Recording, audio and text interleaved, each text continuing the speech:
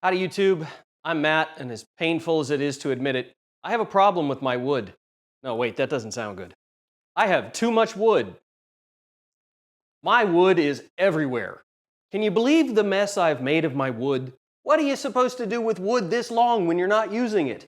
Okay, before this gets any worse, what I really have is a storage problem.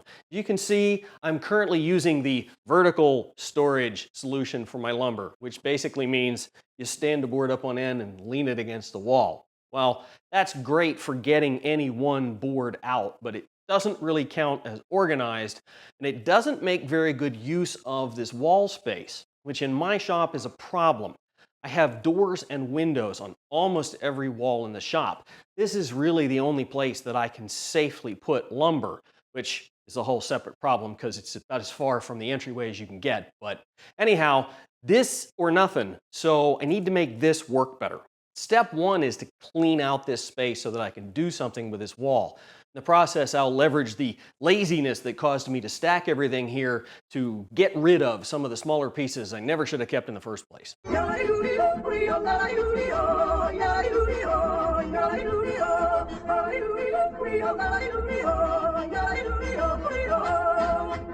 You guys probably won't believe this, but I actually bought shelving for this project. This is one of those times when, yeah, it's possible to make a lumber rack out of wood, and it seems like the obvious thing to do, but metal really is the right material for this job because you don't want the shelves themselves taking up all of your storage space. And metal will give you a lot more strength per unit size than will wood. Once you've decided to go metal, then the build versus buy decision is essentially made for you. For me to purchase the raw metal to build equivalent shelves would have been about 3 times as much money as just ordering these shelves from Amazon. So I've never tried them before, I don't know anything about them, but for the price, I had to give them a shot. So let's get them out of the box, get them on the wall, and see if it was a good decision. Everything in the box is individually wrapped so that the finish doesn't get all dinged up. And I'm going to go ahead and mark all 4 studs for 2 sets of shelves, even though I only have 1 set right now. Okay, those of you who know me know that I have CDO. It's like OCD, except the letters are in the right order, like they're supposed to be. And because of that, this is driving me nuts. I have 6 studs available, which means if I really ultimately wanted to put up 4 sets of brackets, I'm not going to be able to evenly distribute them and have it make any sense. So since I only have 1 set of these shelves now, it's just a trial run, I'm going to put them back here spaced 2 studs or 32 inches apart. That will let me put up the bulk of the smaller stock that I want to deal with.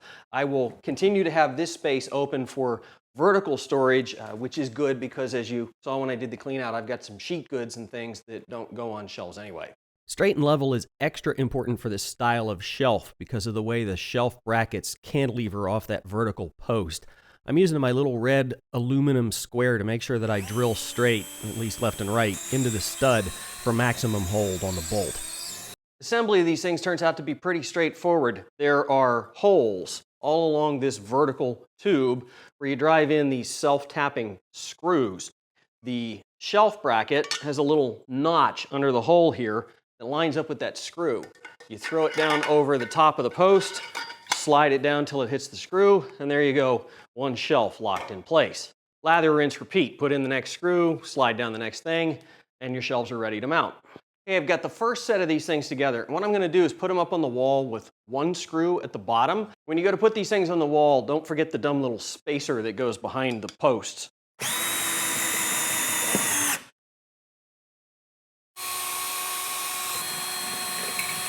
If you don't tighten that first bolt down absolutely all the way, you can just tilt the rack out of the way one side or the other so you can finish drilling those holes into the studs.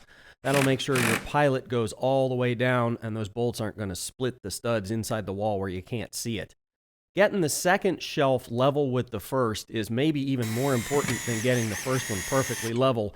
Otherwise, if you eventually have more than 2, your lumber is not going to sit flat on all of them. But mostly, it's just the same process done a second time. The good news about the loading process is that it doesn't matter how you do it because you're not going to like what you did the first time and you're going to do it over. Okay, this is an easy project and it seems to be working really, really well. Time will tell whether I can get used to horizontally stacked pieces of wood as opposed to being able to just grab whatever. But for sure, I'm going to be able to get used to being able to walk through here without knocking 9 things over. I'm impressed enough with the shelving that I'm going to go ahead and order another set, continue on out here. You can see I got a couple of longer things that are still vertically stored. I'd like to be able to go ahead and just get everything on the shelf so I can free up the bottom space for full sheets of plywood. That's probably going to necessitate that I build some sort of a cart, but that's going to have to wait for another day. Questions or comments, leave them down below. Don't forget to hit that subscribe button while you're down there. In the meantime, you stay safe, YouTube.